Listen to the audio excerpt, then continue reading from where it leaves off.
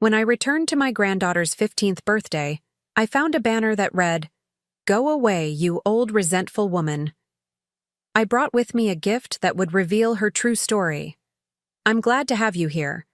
Follow my story until the end, and comment the city you're watching from, so I can see how far my story has reached. Chapter 1. The Cold Reception. The April afternoon sun warmed my back as I walked toward the country club, clutching my purse tightly against my side. Inside was a small, neatly wrapped package, something I'd been saving for this day.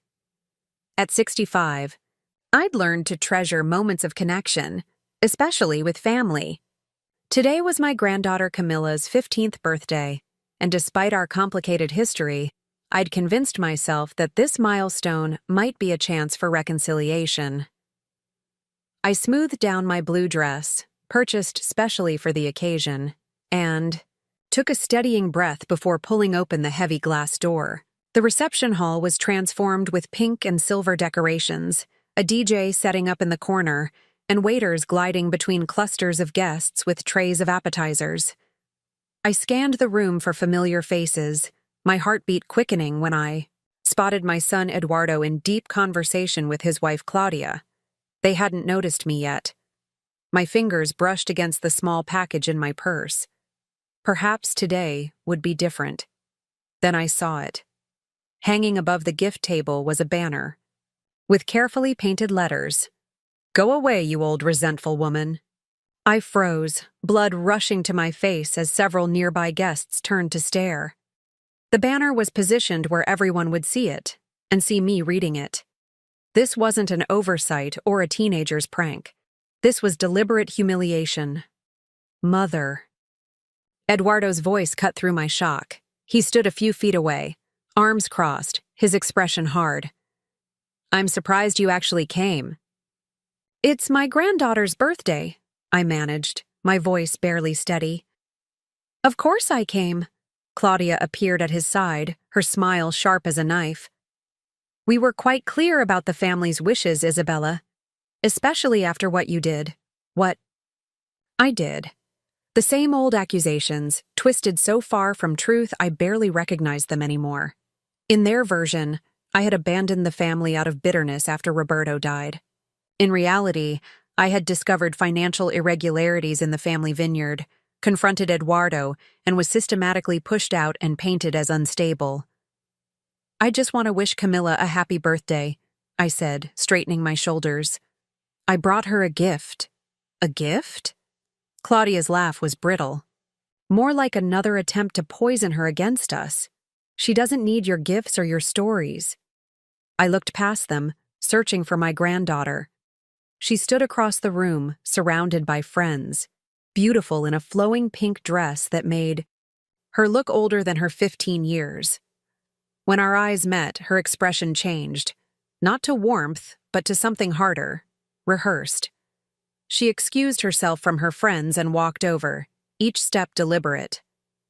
"Grandma," she said, the word sounding foreign on her lips. "Happy birthday, Camilla," I said, the words catching in my throat. "You look beautiful. Why are you here?" Her voice was cool, distant. "You abandoned us, and now you show up pretending to care?" The words struck me like physical blows. This wasn't my granddaughter speaking. These were Claudia's accusations, planted and nurtured over years. "That's not what happened, Camilla. I never—" "Save it," she interrupted, her young face twisted with an anger that didn't belong to her. "Mom and Dad told me everything. How after Grandpa died, you just walked away because you couldn't stand seeing Dad take over the business. How you've been bitter and resentful ever since." Several guests were watching now, the spectacle of family drama more enticing than the canapes. "Please, Camilla," I said quietly. "That's not the truth." "Just go," she said, her voice rising. "You're ruining my party, just like you tried to ruin everything else." Eduardo placed his hand on Camilla's shoulder, the gesture both protective and possessive. "You heard her, Mother. I think it's best if you leave." I stood there, surrounded by family yet completely alone, the small package weighing heavily in my purse.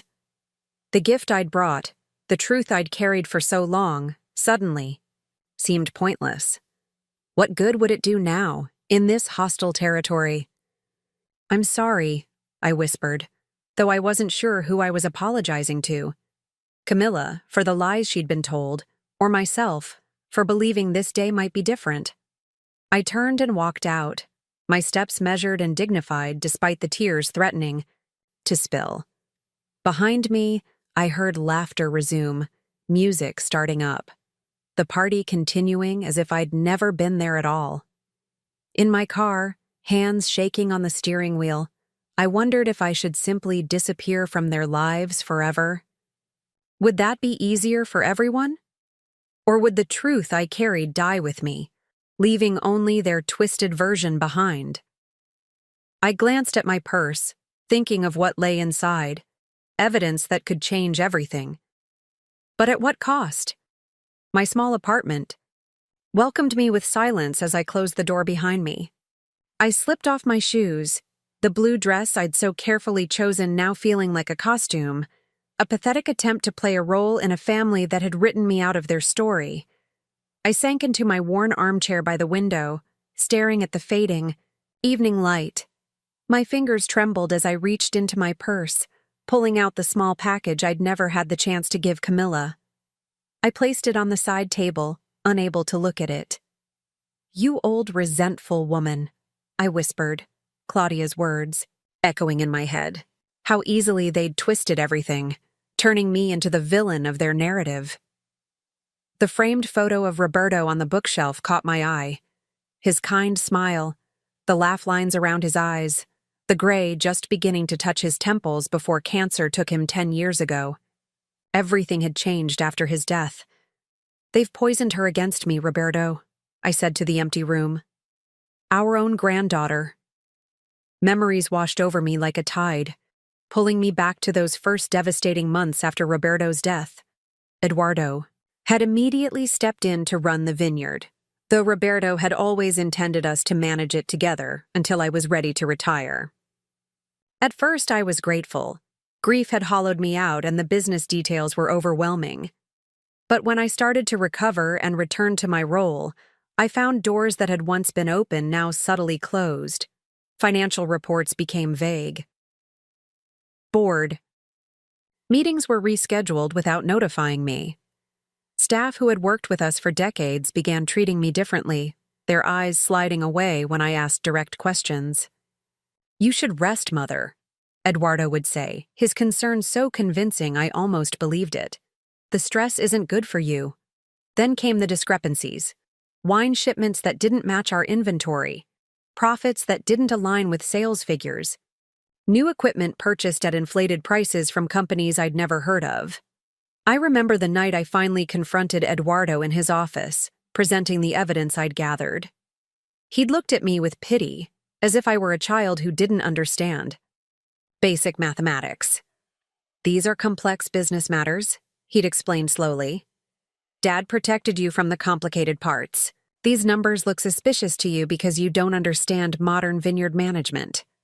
"I ran this business with your father for 30 years, I'd replied, my voice tight. "I understand it perfectly." His expression had hardened then. "Perhaps grief is affecting your judgment more than you realize." That was when Claudia began her campaign. Subtle at first. Concerned glances, whispered conversations that stopped when I entered a room. Then more overt. Suggestions to family members that I was struggling, that age and grief had made me paranoid. Unstable. The isolation was gradual but effective. Family dinners where I was never quite included in the conversation. Grandchildren's events I learned about after they happened. "Oh, we thought you weren't feeling well enough to come," they'd say, false concern dripping from every word. The final blow came during a family gathering when I overheard Claudia in the kitchen.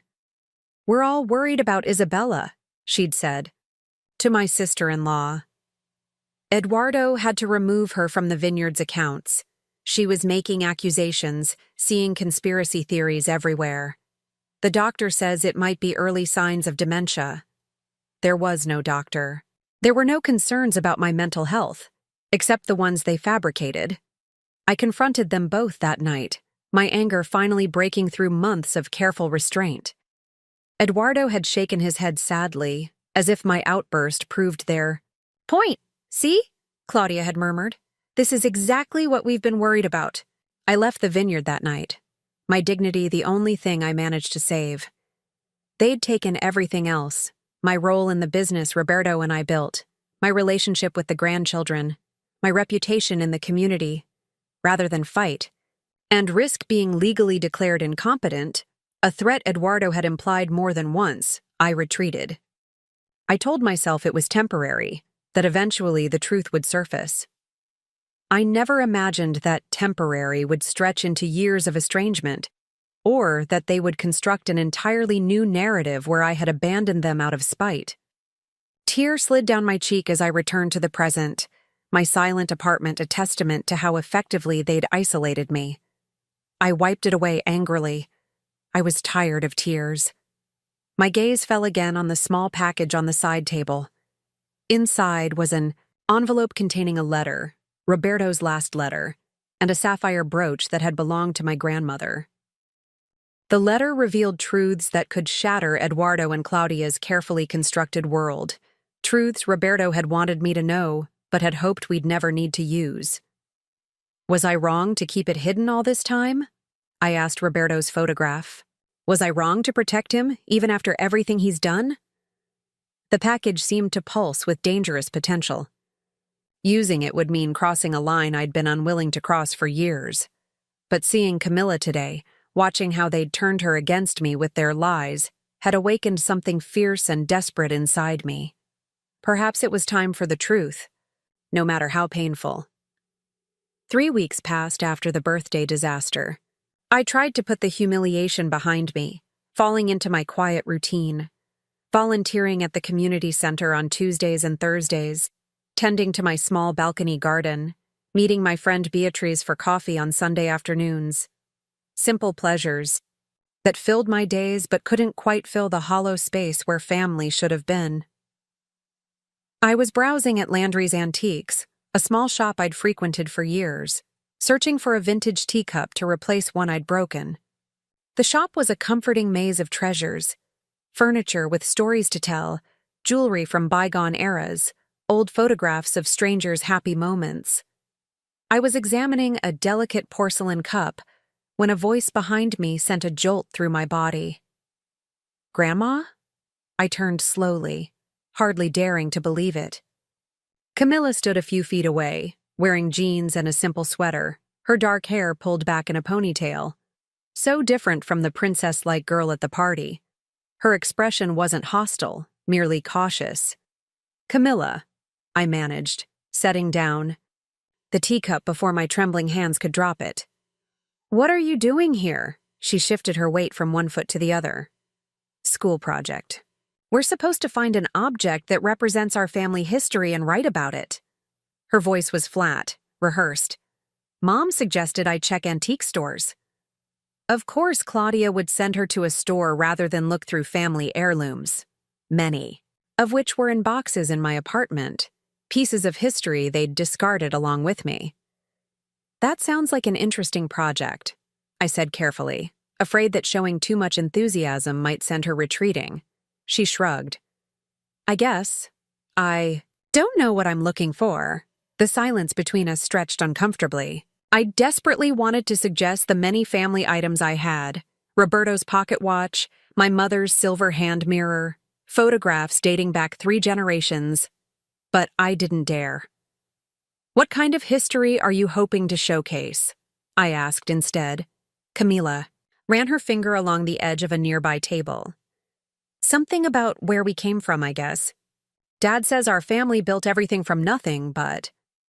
She hesitated, glancing up at me.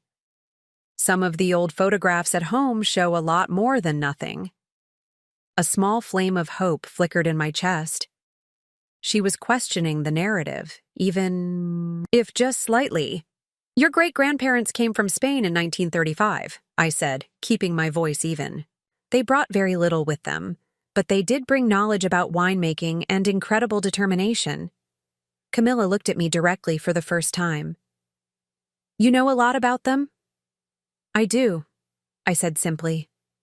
I have albums, letters, even some small items they brought with them. She bit her lip, conflict clear on her young face. Dad doesn't talk much about the past. The past can be complicated, I offered, careful not to sound critical of Eduardo. Sometimes it's easier to focus on the present. She nodded, then glanced at her watch. I should go. My friend's mom is picking me up soon. Of course, I said, trying to hide my disappointment. It was nice seeing you, Camilla. She turned to leave, then paused. Do you really have things from our family history? Yes, I said, my heart pounding.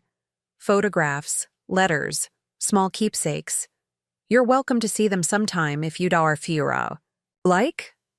She hesitated, then pulled out her phone. What's your number? For the project, I mean. My fingers fumbled as I recited my number, hardly daring to believe this small opening. She typed it in, then gave a short nod. I'll think about it, she said, then walked quickly out of the shop. I stood frozen, afraid to move as if it might break the spell of what had just happened. After so long, a tiny bridge had formed. That evening, I told Beatriz about the encounter over tea in my apartment.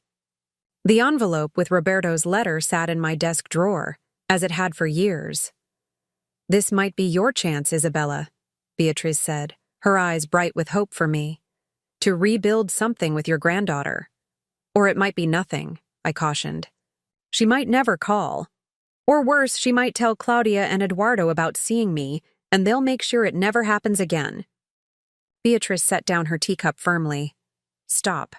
You can't control what they do, but you can decide how you respond to this opportunity. I have things I could tell her, I said quietly, thinking of the envelope. Truths that would change how she sees everything. No, Beatrice said sharply. That's not how you start. You don't begin rebuilding with dynamite, Isabella. She was right, of course. The secrets I held were powerful. Explosive even. Using them to win Camilla over would make me no better than Claudia and her manipulations. Start with the simple things, Beatrice advised. Family stories, small traditions. Give her space to form her own opinions. I nodded, knowing she was right.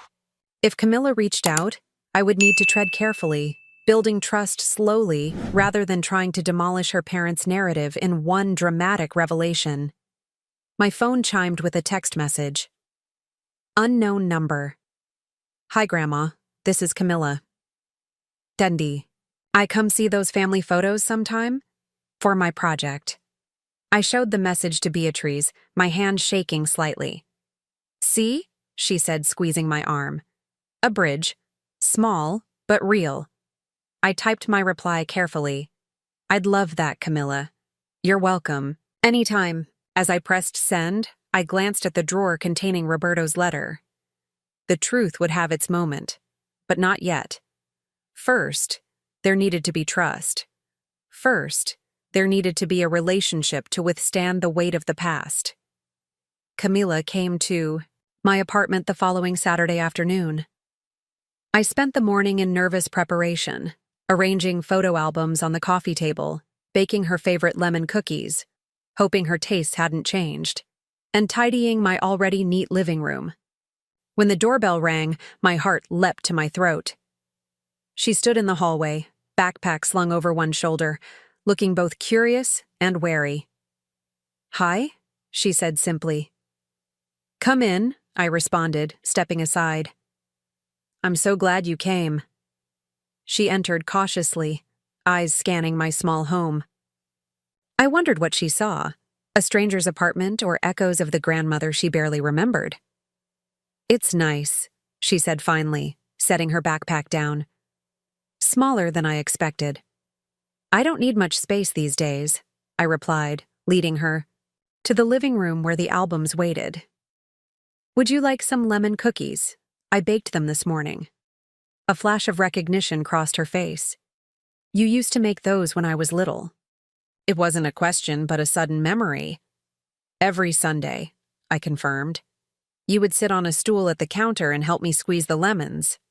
She nodded slowly, then gestured to the albums. Are those the family photos? I sat beside her on the sofa, leaving comfortable space between us, and opened the oldest album. This one starts with your great-great-grandparents in Spain, before they came to America. For the next hour, we paged through history, sepia-toned photographs of stern-faced ancestors standing before the original vineyard in Catalonia, the ship manifest from their journey to America, the first small plot of land they purchased in California. Camila took notes occasionally, asking thoughtful questions. When we reached photos of her father as a young boy, she lingered, studying Eduardo's childhood face. Dad never shows me old pictures, she said quietly. I chose my words carefully. Some people find it easier to focus on the future than the past. Or maybe they're hiding something, she muttered. I pretended not to hear, turning to the next page where Roberto and I stood proudly before our expanded vineyard, Eduardo, a teenager beside us. That's when we grew from 20 acres to 50, I explained. Your grandfather had such vision for what the vineyard could become. Dad says he built the business to what it is today, Camilla said, watching my reaction. That Grandpa Roberto was too cautious, too old-fashioned. I kept my expression neutral despite the sting. Your grandfather was prudent, yes. He believed in sustainable growth, in knowing the land intimately before expanding. Your father brought modern approaches that helped the business grow more quickly. But it was already successful before, wasn't it? These photos don't look like a struggling business. Her perception surprised me. Yes, it was successful. Different, but successful. We continued through the albums until we reached Camila's early childhood. Photos of her toddler self in my arms, making cookies in my kitchen, sitting on Roberto's shoulders among the grapevines. I don't remember any of this, she whispered. You were very young when things changed, I said gently. She looked up at me, her eyes suddenly direct. Why did you leave us? The question I'd been dreading, yet needing to hear. I didn't leave you, Camilla. I was pushed away. She frowned. Mom and Dad said you couldn't stand that Dad was in charge after Grandpa died, that you were bitter and interfering. I took a deep breath. After your grandfather died, I found some concerning issues with the vineyard's finances. When I brought them to your father's attention, he and your mother began suggesting I was confused, even unstable. Eventually, I was excluded from everything. Business decisions, family gatherings, your life. Her expression was skeptical. That's not what they told me. I imagine it isn't, I said quietly. But these albums show a different story, don't they? Would I have left willingly if I loved you all so much? She stared at a photo of herself at age 5, sitting on my lap at Christmas. I don't know what to believe. I don't expect you to take my word over theirs, I said. But I hope you'll consider that there might be another side to the story. She nodded slowly, then reached for her phone as it buzzed with a text. Her expression changed instantly. I have to go. My mom's wondering where I am. Did you tell her you were coming here? I asked, already knowing the answer. No, she admitted, gathering her things hastily. I said I was at the library for my project. I helped her pack the notes she'd taken, my heart heavy with the knowledge that our time together had been built on deception. Necessary, perhaps, but deception nonetheless. Can I come back? She asked at the door, surprising me. There's still a lot I don't know. Any time, I said, fighting the urge to hug her. My door is always open to you. After she left, I sat alone with the albums spread around me, ghosts of happier times.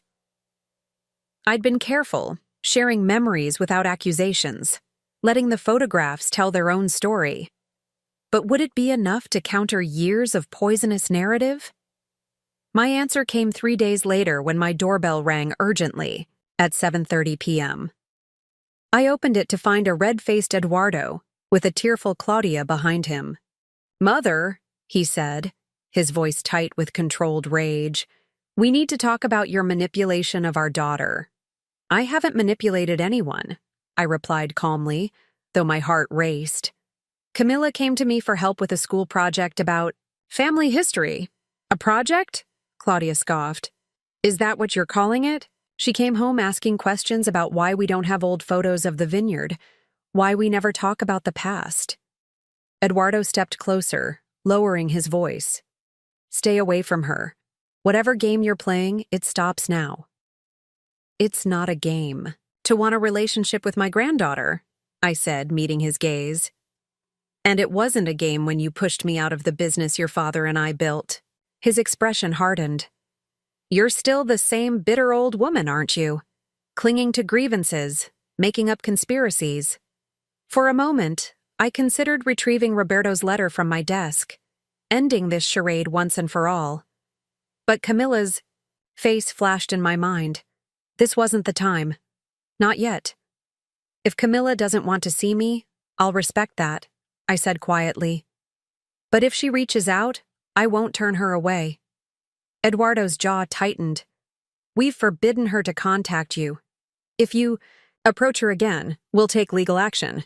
They left without another word, the threat hanging in the air between us. That night, as I lay awake replaying the confrontation, my phone lit up with a text. "They took my phone, but I'm using my friend's.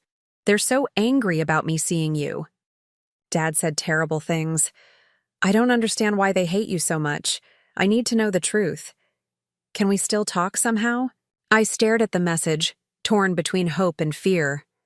The bridge hadn't collapsed under pressure. It had somehow grown stronger. But crossing it now carried real risks for both of us. For 2 weeks, Camilla and I maintained our secret communication. She would borrow friends' phones to text me, and we arranged to meet at the public library where she could legitimately be for her school project. Each time, I brought more photographs, more stories, more pieces of her heritage that had been kept from her. I was careful never to speak ill of Eduardo or Claudia, letting Camilla form her own impressions as inconsistencies in their narrative became apparent. She was bright, perceptive, asking questions that revealed she was assembling her own version of the truth, piece by careful piece. "There's something they're not telling me," she said during our 4th meeting, frustration edging. Her voice, "Dad gets so angry whenever I mention your name, it's not normal." I nodded, maintaining my composure though my heart ached for her confusion. Family dynamics can be complicated, especially after conflict. "It's more than that," she insisted. "Last night I heard them arguing about you. Mom said, what if she tells Camilla everything?" What does that even mean? What? Everything? I felt the weight of Roberto's letter press against my conscience. Still, I hesitated. "Sometimes adults carry secrets they think protect their children," I said carefully. "Or themselves." Camilla studied my face. "You know something too, don't you? Something you haven't told me." Before I could formulate a response that wasn't a lie but wouldn't reveal too much, my phone rang, Eduardo's number flashing on the screen. My stomach dropped. "It's your father," I told Camilla, who paled visibly. "Don't answer it," she whispered. "Please." But the call was immediately followed by a text. "We know Camilla is with you. If you don't bring her home immediately, we're calling the police." I showed Camilla the message, watching fear replace defiance in her eyes. "How did they know?" she asked, gathering her things hastily. "They probably tracked your friend's phone," I said, helping her pack the photo albums. "Camilla, I don't want to cause problems for you." "It's not fair," she said, voice cracking. "Why can't I know my own grandmother? Why are they so determined to keep us apart?" The question hung between us, the answer locked in my desk drawer at home. I made a decision then, perhaps impulsive, perhaps overdue. "Come home with me for a moment," I said quietly. "Before I take you back, there's something you should see."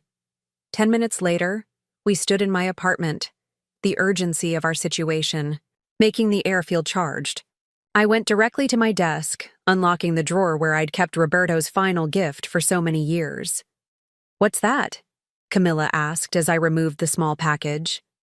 "Something your grandfather wanted you to have someday," I said, my voice steadier than I felt. "I've been keeping it safe until the time was right."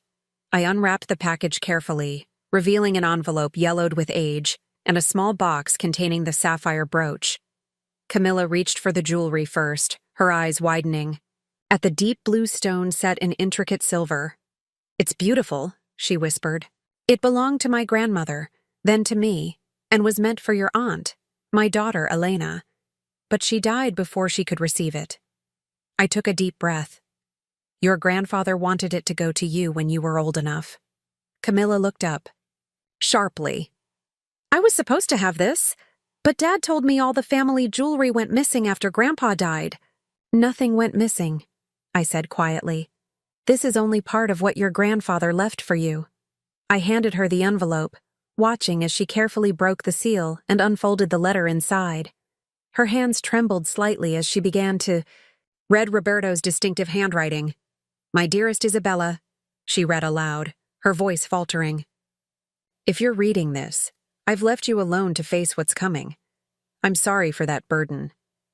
I've seen the changes in Eduardo these past years, the ambition consuming him, the influence Claudia has over him. I fear once I'm gone, he'll try to take everything we've built together." She paused, looking up at me with shock before continuing. "I've secured copies of all business documents in the safe deposit box you know about. Use them if needed to protect yourself. But there's a harder truth I've kept from both of us for too long."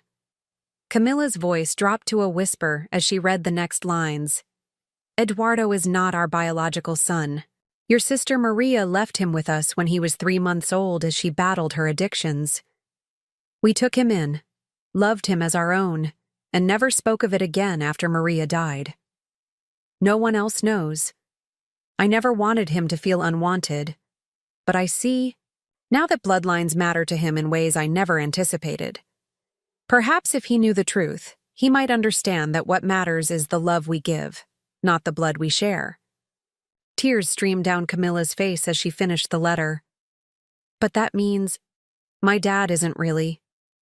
"He is your father," I said firmly. "And he was our son in every way that matters. Roberto and I loved him completely. Then why keep this secret? Why tell me now?" I sat beside her, choosing my words carefully.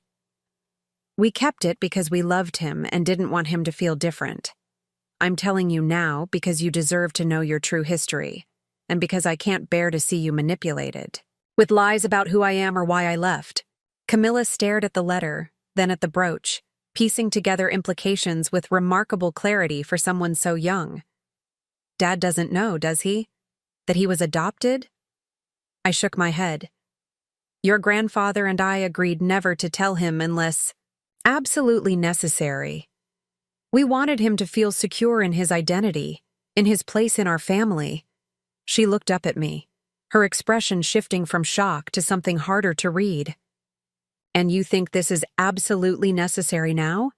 Telling me something that would devastate him if he knew?" The question struck me like a physical blow. Had I made a terrible mistake? "I just want you to understand that the story they've told you about me, about why I left, isn't true," I said, my certainty wavering. "I never abandoned this family. I was pushed out because I questioned things I wasn't supposed to question."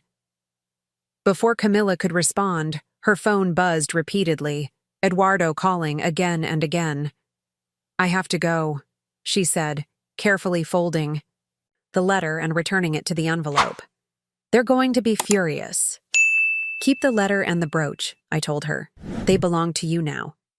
She hesitated, then slipped both into her backpack. At the door, she turned to me, her young face solemn with the weight of what she now carried. "I don't know what to do with this," she admitted. "You don't have to do anything," I assured her. "The truth doesn't demand action. It just wants to be known." As I watched her walk to my car for the tense drive back to her parents' house, I wondered if I had just made the greatest mistake of my life, or finally set right a wrong that had festered for too many years.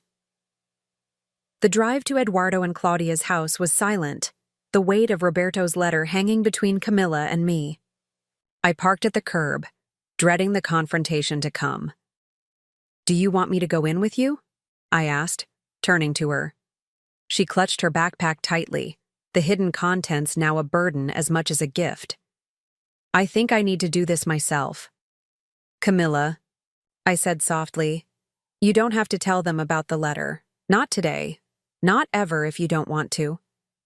She looked at me, her young eyes suddenly old with understanding.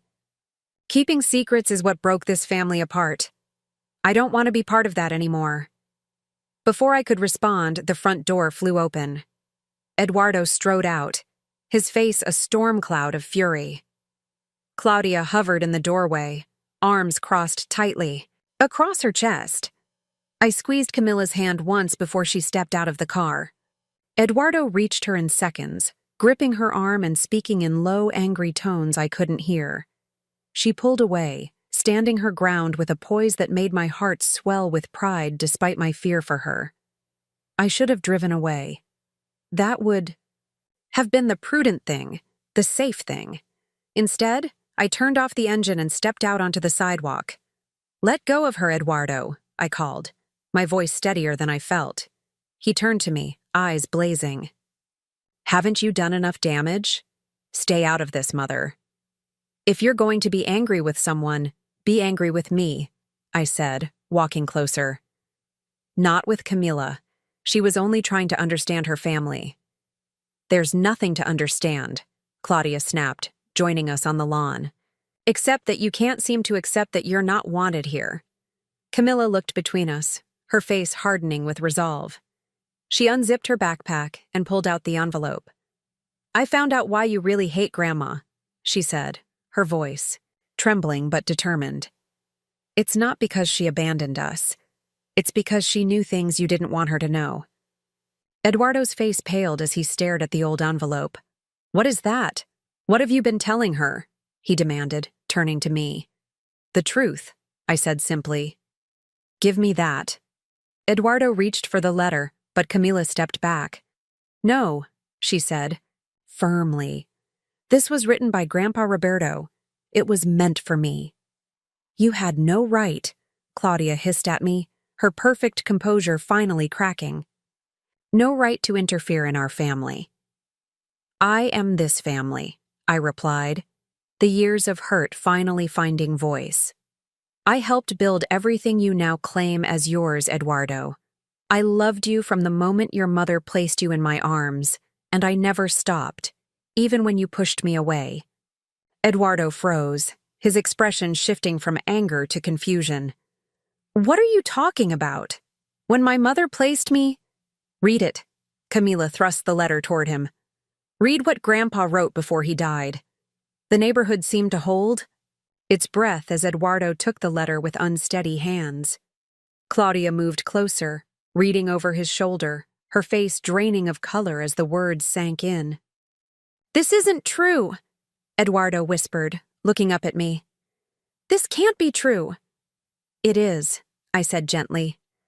"Your biological mother was my sister Maria. She loved you, but she was too ill to care for you. Roberto and I took you in when you were 3 months old. We became your parents in every way that matters. Why didn't you tell me?"